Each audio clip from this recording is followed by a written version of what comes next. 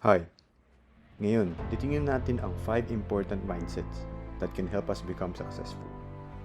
Itong mindset will help us change our perspective in setting out our goals, whether it be in managing a business, a career, or in life. These important mindsets are one of the many few that can help us become what we envision in the future. Number 1. Becoming goal-oriented. You want to be goal-oriented, setting aside goals not just for the short term but also for the long term. Being able to track and see what lies ahead in what we are doing, makakamit talaga natin ang mga gusto natin. It can help us feel more motivated in achieving and wanting to get more from it. It also gives us a sense of purpose in what we are doing, unlike doing things senselessly.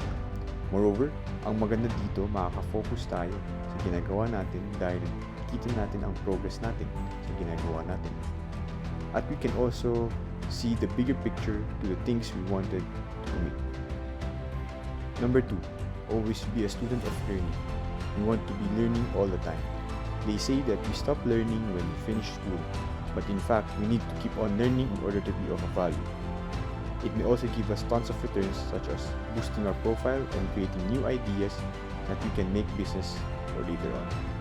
Ang continuous improvement ay isa sa pinaka-importanting bahagi sa ating own personal growth. Because we want to be as relevant as we can be, especially in our career later on in life. We can also change our perspective on ideas and the way we see on things. Magkakaroon tayo ng bagong perspektibo na hindi pa natin nakikita before. And lastly, having the mindset is creating a habit that we can take on hanggang sa ating retirement. Self-improvement is a must to become successful. Number 3. Invest in yourself the same way with finance. Matuto tayo mag-invest sa sarili. We sometimes do this less because we are busy in our everyday life, maybe in work or in business. Pero dapat mag-invest tayo in ourselves because ourselves is the best investment to help us achieve our goals. Investing in ourselves, like applying a membership in gym, investing in a new skill, or taking the time to rest and take vacation sometimes.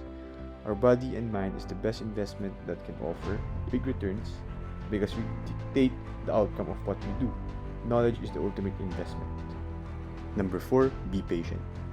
This is also one of the underrated skills that we can have is to take it easy and have the calmness to be patient.